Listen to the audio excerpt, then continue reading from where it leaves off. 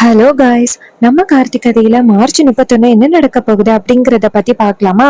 மறக்காம இந்த வீடியோக்கு நீங்க லைக் பண்ணிக்கோங்க. அப்பதாங்க எங்களுக்கு நெக்ஸ்ட் வீடியோ போடுறதுக்கு ரொம்ப இன்ட்ரெஸ்டிங்கா இருக்கும். ஸோ மறக்காம லைக் பண்ணிட்டு இந்த வீடியோவை பாருங்க. என்ன நடக்குது அப்படின்னு பார்ப்போம். நம்ம ஹீரோயினுக்கு ஹீரோவை பத்தி சுத்தமா ஞாபகமே இல்லை. ஏன்னா எல்லாரையும் பார்த்து ஹீரோயின் பேசுறாங்க, ஆனா ஹீரோவை மட்டும் கண்டுக்கவே இல்லை. அப்ப நம்ம ஹீரோவுக்கு ரொம்ப கவலையா இருக்கு. வெளியில நிக்கிறாரு. அப்போ ராஜா, மயிலு எல்லாரும் போயிட்டு பேசுறாங்க. ஹீரோவை பார்த்து, இங்க பாருங்க, நீங்க கவலைப்படாதீங்க. ரேவதி கண்டிப்பா உங்களை மறக்கிறதுக்கு வாய்ப்பே இல்லை. அவ எந்த அளவுக்கு உங்களை விரும்பினா அப்படின்னு இங்க எல்லாருக்குமே தெரியும் அப்படின்னு. அப்ப ரோகு சொல்றாங்க, ஆமாங்க, அவ உங்களுக்காக பைக் வாங்கணும் அப்படின்னு ரொம்ப ஆசைப்பட்டா. நீங்க இது வரைக்கும் பைக் ஓட்டுனதே கிடையாது. அந்த பைக்கை எப்படியாவது உங்களை ஓட்ட வச்சு அவ பின்னாடி உட்காந்துக்கிட்டு ரொம்ப சந்தோஷமா என்ஜாய் பண்ணணும் அப்படின்னு நினைச்சா. சோ இவ்வளவும் பண்ணணும் அப்படின்னு ஆசைப்பட்டவ எப்படி உங்களை மறப்பா? அதெல்லாம் உங்களை மறக்கிறதுக்கு வாய்ப்பே இல்லை அப்படின்னு. அப்ப ஹீரோ சொல்றாரு, சரி அப்படின்னு. அப்ப ரோகிணி சொல்றாங்க, இங்க பாருங்க, என்ன நடந்தாலும் சரி, நாங்க உங்களுக்கு துணையா இருப்போம். ரேவதிக்கு சீக்கிரம் ஞாபகத்துக்கு வரத்துக்கு நாங்க முயற்சி பண்ணுவோம். அப்ப ஹீரோ சொல்றாரு, சரி அப்படின்னு. அப்ப டாக்டர் அந்த இடத்துக்கு வராங்க. உங்க எல்லாருக்கிட்டையும் ரொம்ப முக்கியமான ஒரு விஷயம் பேசணும் அப்படின்னு சொன்னதோட வீட்டுல உள்ள எல்லாரும் நிக்கிறாங்க.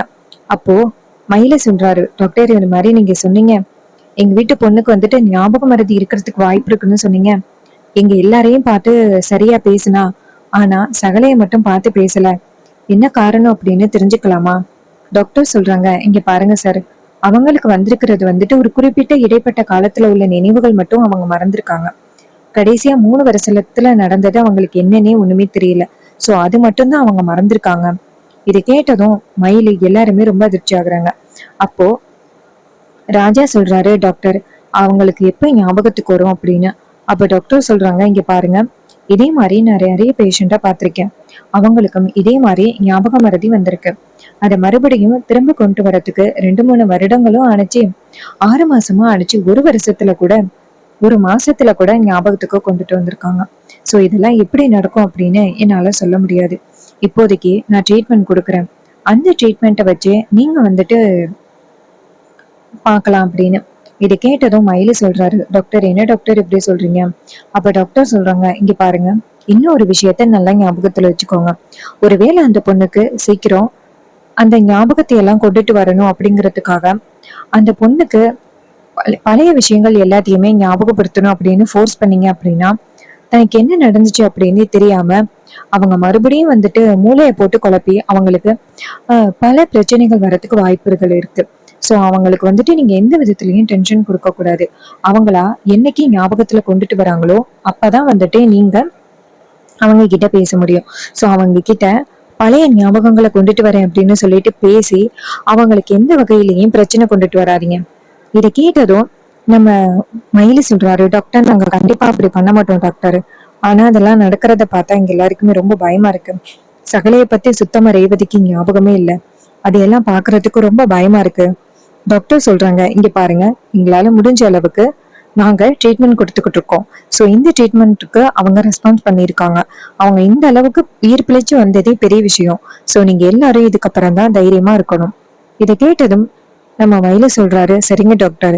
அப்போ டாக்டர் அந்த இடத்துல இருந்து போறாங்க. டாக்டர் போனதும் நம்ம வில்லி என்ன பண்றாங்கன்னா, இது நமக்கு கிடைச்ச அருமையான சான்ஸ். இந்த டிரைவர் பையில வீட்டை விட்டு துரத்தி அக்காவை ஏன் கட்டுப்பாட்டுக்குள்ள கொண்டுட்டு அதுக்கப்புறம் நான் இந்த வீட்டுக்குள்ள ராஜ்யமா இருக்க போறேன் அப்படின்னு வில்லி நினைக்கிறாங்க. சோ அக்கா காரி கிட்ட கொஞ்சம் கொஞ்சமா நம்ம ஏதாவது சொல்லணும் அப்படின்னு நேரா ஈஸ்வரி கிட்ட போயிட்டு, அக்கா பாத்தியாக்கா, அவங்க சொன்னது எல்லாம் கேட்டியல்ல, நமக்கு சரியான வாய்ப்பு கிடைச்சிருக்கு. நம்ம பொண்ணு ரேவதிக்கு ஒரு நல்லபடியா ஒரு கல்யாணத்தை பண்ணி அவளை நிம்மதியா வாழ வைக்கலாம். இந்த டிரைவர் பையலோட தொந்தரவு இனிமே நமக்கு கிடையவே கிடையாது. இங்க பாருக்கா, அந்த டிரைவர் பையல வீட்டை விட்டு துரத்துறதுக்கு நல்ல வாய்ப்புக்கா. அவனை மறுபடியும் வீட்டுக்குள்ள விடாத. அவனுக்கு போய் கிஃப்ட் வாங்கணும் அப்படின்னு நினைச்சுதான் ரேவதிக்கு இப்படி ஒரு ஆபத்து வந்துச்சு. அதனால ஒரு தடவை நீ பல தடவை யோசிச்சு பாரு. அவளை மறுபடியும் வீட்டுக்குள்ள விடணுமா என்ன அப்படின்ட்டு. இதை கேட்டதும் ஈஸ்வரி அமைதியா நிக்கிறாங்க. அப்ப வில்லி சொல்றாங்க, அக்கா, என்னக்கா யோசிக்கிற? அவனை மறுபடியும் வீட்டுக்குள்ள விட்டு நம்ம எல்லாருமே நிம்மதி இல்லாத வாழ்க்கையை வாழணும் அப்படின்னு உனக்கு ஆசையா? சொல்லுக்கா அப்படின்னு. இதை கேட்டதும் ஈஸ்வரி சொல்றாங்க, இங்க பாருடி, எனக்கு என்ன யோசிக்கிறது அப்படின்னு சுத்தமா தெரியலடி. அதுக்கு வில்லி சொல்றாங்க, அக்கா, நீ போயிட்டு அந்த டிரைவர் பையல வீட்டுக்குள்ள வரவிடாம அவனை வீட்டை விட்டு அனுப்பணும். மறுபடியும் அந்த பரமேஸ்வரி வீட்டுக்கே அனுப்பு. இனிமே அவனுக்கும் இந்த குடும்பத்துக்கும் எந்தவித சம்மதமும் இல்ல. இதை கேட்டதும் ஈஸ்வரி சொல்றாங்க, சரிடி நான் பாத்துக்கிறேன் அப்படின்னு. அப்ப வில்லை சொல்றாங்க, அக்கா அப்படியே நான் எல்லாருக்கிட்டையும் ஒரு தடவை பேசிக்கிறேன். ஈஸ்வரி சொல்றாங்க, சரிடி பேசுறி. வில்லி எல்லாரையும் பார்த்து, எல்லாரும் என்னை ஒரு நிமிஷம் பாருங்க. டாக்டர் என்ன சொன்னாங்க அப்படிங்கறது உங்க எல்லாருக்குமே நல்லாவே காதுல விழுந்திருக்கும்.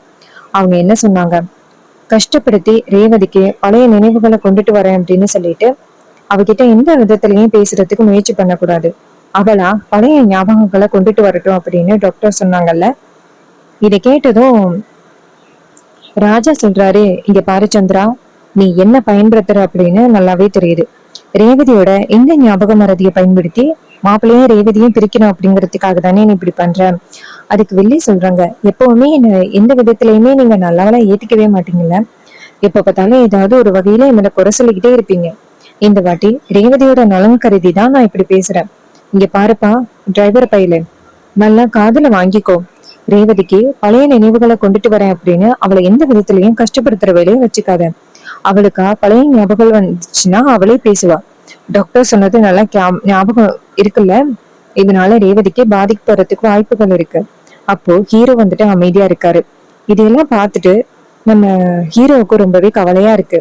அப்போ ஈஸ்வரி சொல்றாங்க, என் தங்கச்சி சொன்னது ஞாபகம் இருக்குல்ல, ரேவதிக்கு பழைய நினைவுகளை கொண்டுட்டு வரேன் அப்படின்னு சொல்லிட்டு அவளுக்கு எந்த வகையிலையும் யாரும் பாதிப்பு கொடுக்க கூடாது அப்படின்னு சொல்லிட்டு எல்லாரும் போறாங்க. அப்போ மயிலி சொல்றாரு, சகல ஏற்கனவே இந்த சின்னத்தை வீட்டுக்குள்ள ஏதாவது ஒரு கலவரத்தை உண்டாக்குவோமா அப்படின்னு நினைச்சிட்டு இருப்பாங்க. அவங்களுக்கு ஏத்த மாதிரி மறுபடியும் இந்த வீட்டுக்குள்ள இப்படி ஒரு விஷயம் நடக்குது.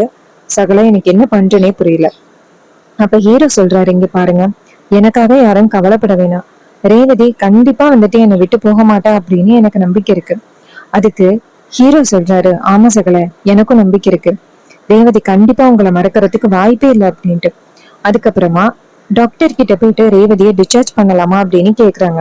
அப்புறமா ரேவதியை டிஸ்சார்ஜ் பண்ணி வீட்டுக்கு கூட்டிட்டு வராங்க. ரேவதிய வீட்டு வாசல்ல நிக்க வச்சு ரேவதிக்கும் ஆரத்தி எடுக்கிறாங்க. ஆரத்தி எடுத்து வீட்டுக்குள்ள கூட்டிட்டு போறாங்க. அப்ப நம்ம ஹீரோவும் வீட்டுக்குள்ள வராரு. அப்ப வில்லே நேரம் அவங்க அக்காவை பார்த்து, அக்கா இதான் சரியான நேரம், ரேவதியை கொண்டு போய் அவ ரூம்குள்ள ரெஸ்ட் எடுக்க வச்சுட்டு நீ அந்த டிரைவரை பையில வீட்டை விட்டு விரட்டிடு. அப்ப ஈஸ்வரி சொல்றாங்க, சரி சந்திரா அப்படின்னு சொல்லிட்டு நேரா ரேவதி கிட்ட, அம்மாடி நீ வந்துட்டு ரொம்ப களைப்பா இருப்ப, நீ போயிட்டு ரெஸ்ட் எடுமா அப்படின்னு சொல்ல. இதை கேட்டது ஹீரோயினும் சரிம்மா அப்படின்னு சொல்லிட்டு நேரா அவங்களோட ரூமுக்கு போறாங்க. ரூமுக்கு போயிட்டு ரெஸ்ட் எடுக்கிறாங்க. அப்போ ஈஸ்வரி நேரா வெளியில வராங்க. வெளியில வந்துட்டு டே டிரைவர் பையில அப்படின்னு சொல்ல, அப்ப நம்ம ஹீரோ சொல்றாரு, என்ன சித்தா அப்படின்னு. ஈஸ்வரி சொல்றாங்க, இங்க பாரு, என் பொண்ணுக்கு பழைய நினைவுகள் வந்து எந்த விதத்திலையும் பாதிப்பு கொடுக்க கூடாது அப்படின்னு டாக்டர் சொல்லியிருக்காங்க. சோ இதுக்கப்புறமும் நீ வீட்டுல இருந்து என்ன பண்ண போற, நீ கிளம்பு, இங்க இருக்க வேண்டிய அவசியம் இல்லை. அப்ப ஹீரோ சொல்றாரு, அத்தை என்ன இப்படி பேசுறீங்க, நான் ரேவதிக்கு இந்த நேரத்துல பாதுகாப்பா இருக்கணும்ட்ட. ஈஸ்வரி சொல்றாங்க, இங்க பாரு, நீ பாதுகாப்பா இருக்கிறன்னு சொல்லிட்டு எவ்வளவு பெரிய பிரச்சனையை உண்டாக்கி வச்சிருக்க அப்படின்னு எங்களுக்கு தான் தெரியும். மரியாதையா இந்த இடத்த விட்டு போயிரு, அதான் உனக்கு நல்லது அப்படின்னு சொல்லி கேக்குறாங்க. இதை கேட்டதும் ரொம்பவே அதிர்ச்சி ஆகுறாங்க நம்ம ஹீரோ. என்னடா இது, அத்தை இப்படி பேசுறாங்களே அப்படின்னு. ராஜா சொல்றாரு, இங்க பாரு ஈஸ்வரி, நீ எடுக்கிற முடிவு ரொம்ப தப்பு. மாப்பிள்ள தான் ரேவதிக்கு வந்துட்டு ரொம்ப துணையா இருப்பாரு. மாப்பிள்ள மாதிரி ரேவதிக்கு யாரும் துணையா இருக்கவே முடியாது. நீ பேசுறது ரொம்ப தப்பு. அப்ப ஈஸ்வரி சொல்றாங்க, இங்க பாருங்க, எனக்கு என் பொண்ணோட பாதுகாப்பு தான் முக்கியம். நீங்க ஏதாவது பேசுற மாதிரி இருந்துச்சுன்னா அவங்க கூட சேர்ந்து நீங்களும் போறதுக்கான வழியை ஏற்பாடு பண்ணிக்கோங்க. எனக்கு என் பொண்ணு ரொம்ப முக்கியம். டாக்டர் என்ன சொன்னாங்க, அவளுக்கு பழைய நினைவுகள் வந்து அவ அவளை ரொம்ப கஷ்டப்படுத்துற மாதிரி எதுவும் நடக்க கூடாது அப்படின்னு சொன்னாங்க. சோ அதுக்கு சம்பந்தமா இந்த வீட்டுல எதுவுமே இருக்கக்கூடாது. அதுக்கு முக்கிய காரணமே இவன் தான். இவன் கண்டிப்பா இந்த வீட்டுக்குள்ள இருக்கக்கூடாது அப்படின்னு சொல்லிட்டு ஈஸ்வரி நேரா ரூமுக்குள்ள போயிட்டு நம்ம ஹீரோயினோட கல்யாண போட்டோ, நம்ம ஹீரோவோட ட்ரெஸ்ஸஸ் எல்லாத்தையும் எடுத்துட்டு வராங்க. எடுத்துட்டு வந்துட்டு வீட்டு வாசல்ல வீசுறாங்க. வீசிட்டு ஹீரோ கிட்ட, இதுக்கப்புறம் உனக்கும் இந்த குடும்பத்துக்கும் எந்த வித சம்மந்தமும் கிடையாது. இனிமே நீ இந்த வீட்டுக்குள்ள வரணும்னு யோசிக்கவும் கூடாது. உனக்கும் இந்த குடும்பத்துக்கும் எந்த வித சம்பந்தமும் இல்லை அப்படின்னு சொல்றாங்க. இது கேட்டதும் நம்ம ஹீரோ நேரா அவங்க அத்தையை பார்த்து, அத்தை இங்க பாருங்க, இந்த மாதிரி நேரத்துல நான் ரேவதிக்கு பக்கபலமாவும் துணையாவும் இருக்கணும். ஈஸ்வரி சொல்றாங்க, இது வரைக்கும் நீ துணையா இருந்து எங்க குடும்பத்துல நடந்த பிரச்சனை எல்லாமே போதும். இதனால ரேவதி எந்த அளவுல பாதிக்கப்பட்டா அப்படிங்கிறத நீ கண்ணு முன்னாடி பாத்துக்கிட்டு இருக்க. இதுக்கப்புறமும் நீ இந்த வீட்டுக்குள்ள இருக்கவே கூடாது அப்படின்னு. அப்ப ஹீரோ சொல்றாரு, அத்தை தயவு செஞ்சு சொல்றது கேளுங்க அத்தை. அதுக்கு ஈஸ்வரி சொல்றாங்க, இங்க பாரு, உன் பேச்ச நான் கேட்கணும் அப்படின்னு அவசியமே கிடையாது. இப்ப வீட்டை விட்டு வெளியில போறியா, இல்ல ஒன்னா அதிகாரிங்க கிட்ட பிடிச்சு கொடுக்கவா? இதை கேட்டதும் ராஜா நேரா ஹீரோவை பார்த்து, மாப்பிள இவளுக்கு சுத்தமா பைத்தியம் பிடிச்சிருச்சு மாப்பிள, அதான் இந்த மாதிரி மோசமா நடந்துக்கிறா. இங்க பாருங்க மாப்பிள, என்ன நடந்தாலும் சரி நீங்க இந்த வீட்டை விட்டு போகணும் அப்படின்னு அவசியமே இல்லை. அதுக்கு ஈஸ்வரி சொல்றாங்க, அது சரி அப்படியா, அப்போ இவன் இந்த வீட்டை விட்டு போகல அப்படின்னா நீங்களும் இந்த வீட்டை விட்டு போங்க. இதை கேட்டதும் ராஜா சொல்றாரு, ஈஸ்வரி நீ பண்றது ரொம்ப தப்பு. ராஜா நேரா அவங்க மாமாவை பார்த்து, மாமா எனக்காக நீங்க அத்தை கிட்ட சண்டை போட வேணாம், அவங்க சொல்றதும் ஒரு விதத்துல நியாயம்தான். ரேவதிக்கு நான் ஞாபகம் இல்லை அப்படின்னா நான் அவ பக்கத்துல போனா கண்டிப்பா அவளுக்கு வேற ஏதாவது பிரச்சனைகள் வரத்துக்கு வாய்ப்பு இருக்கு. அதனால நான் ரேவதிய எந்த வகையிலையும் காயப்படுத்த மாட்டேன். ரேவதி இங்கே இருக்கட்டும், நான் கொஞ்ச நாள் பாட்டி வீட்டுல போய் இருக்கிறேன். ரேவதிக்கு கண்டிப்பா பழைய ஞாபகங்கள் வரும் அப்படின்னு எனக்கு நம்பிக்கை இருக்கு. இதை கேட்டதும் நம்ம ராஜா சொல்றாரு, மாப்பிள்ள எனக்கும் நம்பிக்கை இருக்கு மாப்பிள்ள, ஆனா இந்த வீட்டுல உள்ளவங்க மேலே எனக்கு நம்பிக்கை இல்ல. இவங்க கண்டிப்பா ஏதாவது முயற்சி பண்ணி உங்களையும் ரேவதியும் பிரிக்கிறதுக்காக ஏதாவது ட்ரை பண்ணுவாங்க. அப்படி ஏதாவது பண்ணாங்க அப்படின்னா அது என்னால தாங்கிக்கவே முடியாது. மாப்பிள்ள இவளுக சொல்றாளுக அப்படிங்கறதுக்காக நீங்க இந்த வீட்டை விட்டு போகாதீங்க. நீங்க இந்த வீட்டோட மருமகன். ஹீரோ சொல்றாரு, மாமா என் மேல நீங்க அதீத பாசத்தோட இருக்கீங்க அப்படின்னு நல்லாவே தெரியுது. ஆனா இப்போதைக்கு நான் ரேவதியை விட்டு பிரிஞ்சு இருக்கிறது தான் நல்லது. ரேவதி இங்கே இருக்கட்டும், நான் கிளம்புறேன் அப்படின்னு சொல்லிட்டு அவரோட திங்ஸ் எல்லாம் எடுத்துக்கிட்டு கிளம்புறாரு. இதையெல்லாம் பார்த்ததும் ரொம்பவே சந்தோஷப்படுறாங்க வில்லி. வில்லி நேரா ஹீரோவை பார்த்து நக்கலா சிரிக்கிறாங்க. அப்ப நம்ம ஹீரோ வில்லிய பார்த்து, இங்க பாருங்க, உங்களால இந்த குடும்பத்துக்கு ஏதாவது ஒரு வகையில பிரச்சனை வந்துச்சு அப்படின்னா உங்களை சும்மா விட மாட்டேன். அப்ப வில்லி சொல்றாங்க, உன்னால தானே இந்த வீட்டுக்குள்ள தொடர்ந்து நிறைய பிரச்சனைகள் வந்துச்சு. இப்போ உன்னால இந்த வீட்டுல எந்த வகையிலயும் பிரச்சனை வரப்போறது கிடையாது. எல்லாருமே ரொம்ப நிம்மதியா இருக்க போறோம். ரேவதி இன்னைக்கு எந்த நிலைமையில இருக்கா அப்படின்னா அதுக்கு நீ தான் காரணம். இனிமே ரேவதிக்கு எந்த வகையிலயும் பிரச்சனை வரப்போறது இல்ல. எங்க வீட்டு பொண்ணு எங்க வீட்டுல ரொம்ப பாதுகாப்பா இருப்பா அப்படின்னு சொல்ல, இது கேட்டதும் நம்ம ஹீரோ நேரா அவருடைய திங்ஸ் எடுத்துட்டு கிளம்புறாரு.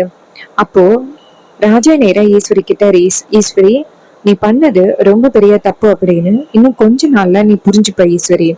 அப்போ ஈஸ்வரி சொல்றாங்க, நான் என் பொண்ணுக்கு சரியான ஒரு முடிவு பண்ணியிருக்கேன். என் பொண்ணு பாதுகாப்பா இருக்கணும் அப்படின்னா அந்த டிரைவர் பைக்கிட்ட இருந்து ஒதுங்கி இருக்கிறது தான் நல்லது.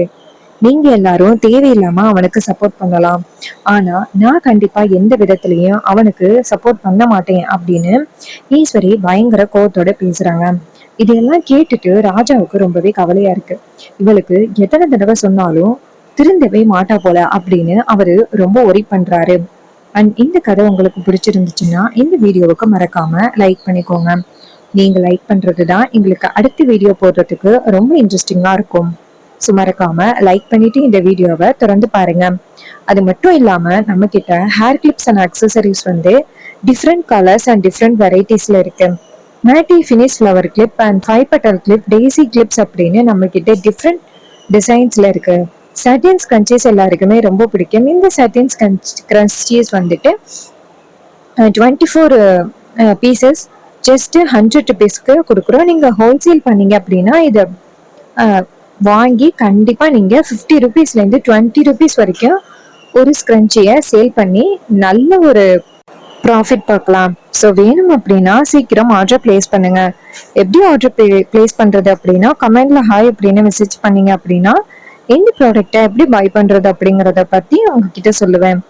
நம்ம ஹீரோவோட கதையில இன்னும் நிறைய ட்விஸ்ட் அண்ட் டர்ன்ஸ் நடக்க போகுது. மறக்காம வெயிட் பண்ணி பாருங்க. சேனலை ஃபாலோ பண்ணிக்கோங்க.